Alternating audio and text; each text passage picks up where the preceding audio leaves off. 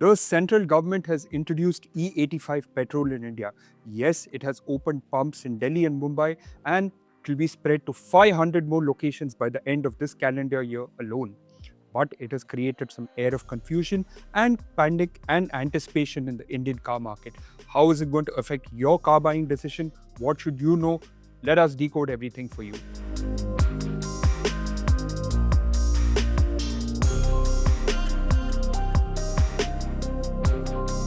What is ethanol blended petrol? Why is there an E in front of each of these numbers?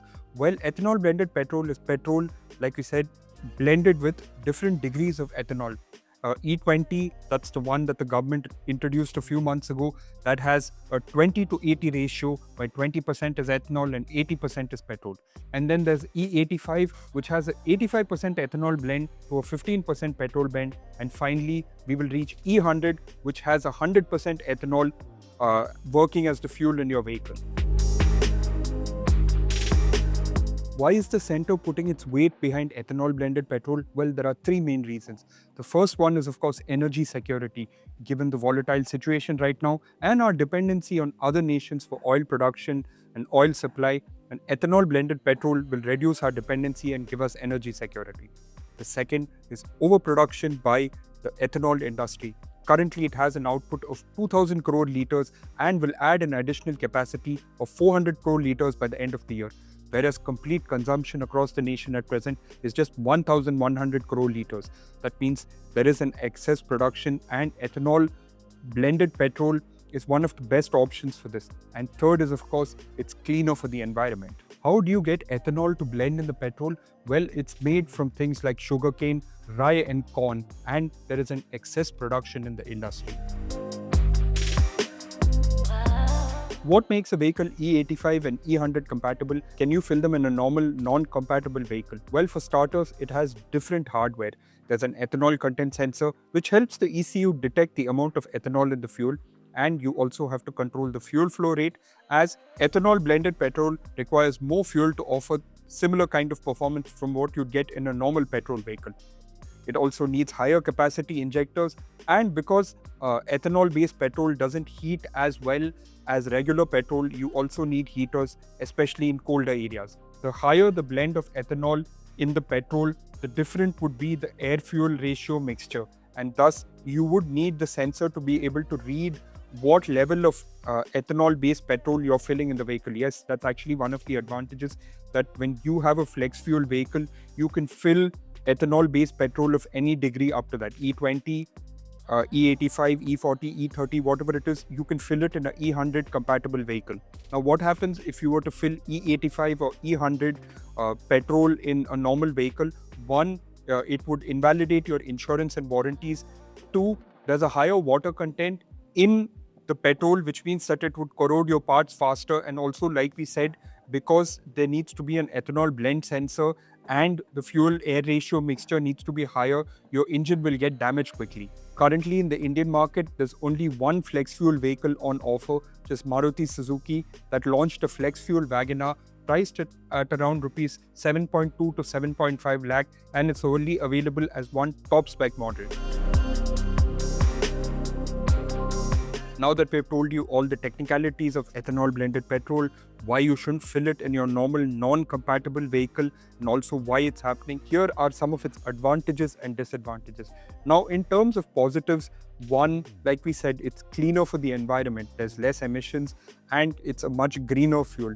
Two, it also reduces our dependency on foreign countries for oil import or oil supply, giving us energy security, especially in a volatile time like this. Three, you can fill any kind of ethanol mixture in your vehicle. If you have a E100 compatible vehicle, you can go backwards, which means that you'd be able to fill E20, you'd be able to fill E40, you'd even be able to fill E85, which means that you don't have to worry that you won't get a certain blend in an area, especially if you have a E100 vehicle. And the fourth is that there's no loss in performance. Unlike CNG, where there is a loss in performance, ethanol blended petrol does not affect performance of the vehicle. What are the disadvantages of having an ethanol blended petrol in your vehicle? One, it reduces mileage because ethanol blended petrol has a lower calorific value, which means that to get a certain amount of mileage in a vehicle when you use ethanol blended petrol versus regular petrol, you'd need more ethanol petrol to be able to achieve the same kind of mileage. Now, one of the ways that could be offset is by the fact that the fuel is actually cheaper, which in this case, if it were to be 30% of the performance of an ICE vehicle, then the fuel price should be at least 30% less than what is the equivalent ICE price. The second is increased wear and tear on your parts. Now, ethanol blended petrol has a much higher water content, which means that even if you get ethanol compatible parts in your engine that comes with an ethanol setup, the wear and tear is going to be much higher. And third is higher acquisition cost.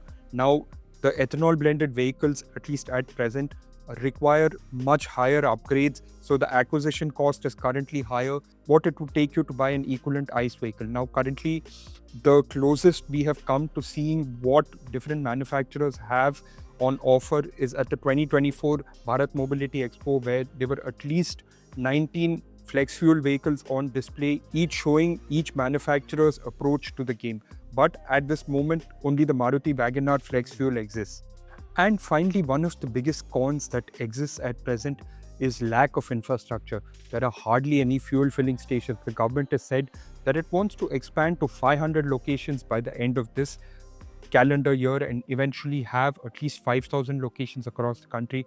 But currently, if you decide to go in for a flex fuel vehicle, there are very few places that you can fill up your flex fuel vehicle.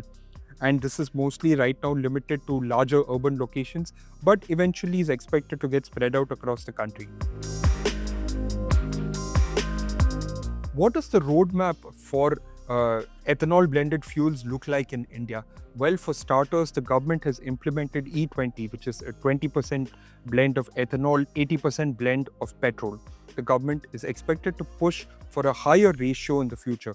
Now, with the current E20 compatible cars, even with the 10% added margin dialed in, that's about a maximum of maybe E27 to E30 that you can go in for. But older cars are going to have issues when the government increases the ethanol blend in the petrol. The second is that for existing vehicles that were BS6 compliant or maybe even older, there is no roadmap for compatibility for them.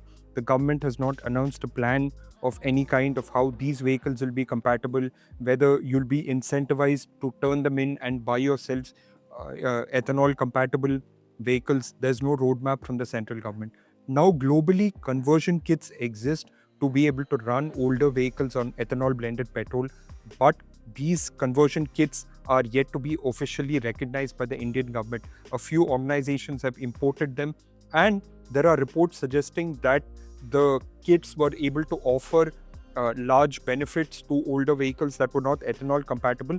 But there is nothing official from the government yet. And what's more, if you were to import any of these kits right now and fit them to your car, it may invalidate your insurance or warranty. Let's sum up this video quickly by looking at the pros and cons of ethanol blended petrol. Now, in terms of pros, there is energy security, it's cleaner for the environment, and it's expected to help the sugarcane industry in the long run. Now, in terms of cons, there's expected to be higher wear and tear on the engine.